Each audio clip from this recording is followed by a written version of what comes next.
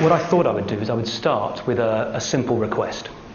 I'd like all of you to pause for a moment, you wretched weaklings, and take stock of your miserable existence. Now, that was the advice that St. Benedict gave his rather startled followers in the 5th century. And it was the advice that I decided to follow myself when I turned 40.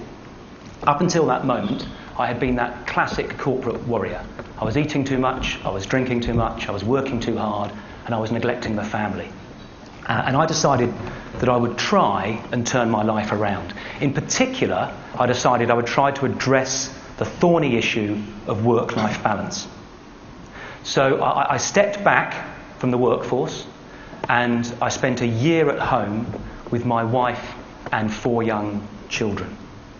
But all I learned about work-life balance from that year was that I found it quite easy to balance work and life when I didn't have any work. Not a very useful skill, especially when the money runs out. So I went back to work, and I've spent the 7 years since struggling with, studying and writing about work-life balance.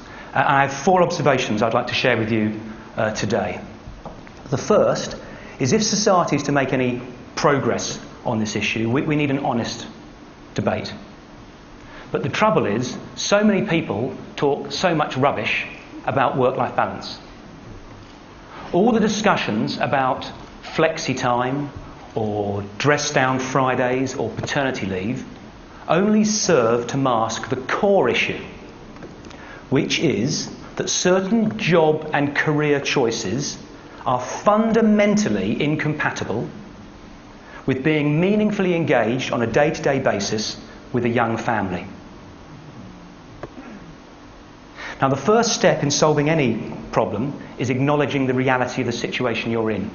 And the reality of the society that we're in is there are thousands and thousands of people out there leading lives of quiet, screaming desperation, where they work long, hard hours at jobs they hate to enable them to buy things they don't need to impress people they don't like.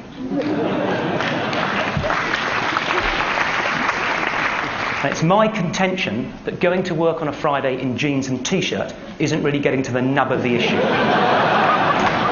But an incident that happened a couple of years ago gave me a new perspective. My wife, who is somewhere in the audience today, called me up at the office and said, "Nigel, you need to pick our younger son up, Harry, from school." She had to be somewhere else with the other 3 children for that evening.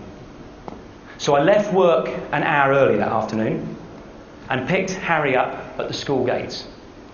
We walked down to the local park, messed around on the swings, played some silly games. I then walked him up the hill to the local cafe, and we shared a pizza for tea. Then walked down the hill to our home, and I gave him his bath and put him in his Batman pyjamas. I then read him a chapter of Roald Dahl's James and the Giant Peach. I then put him to bed, tucked him in, gave him a kiss on his forehead and said, "Good night, mate," and walked out of his bedroom. As I was walking out of his bedroom, he said, "Dad?" I went, "Yes, mate." He went, "Dad, this has been the best day of my life. Ever."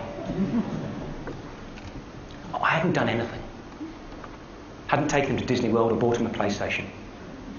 Now, my point is, the small things matter. Being more balanced doesn't mean dramatic upheaval in your life. With the smallest investment in the right places, you can radically transform the quality of your relationships and the quality of your life.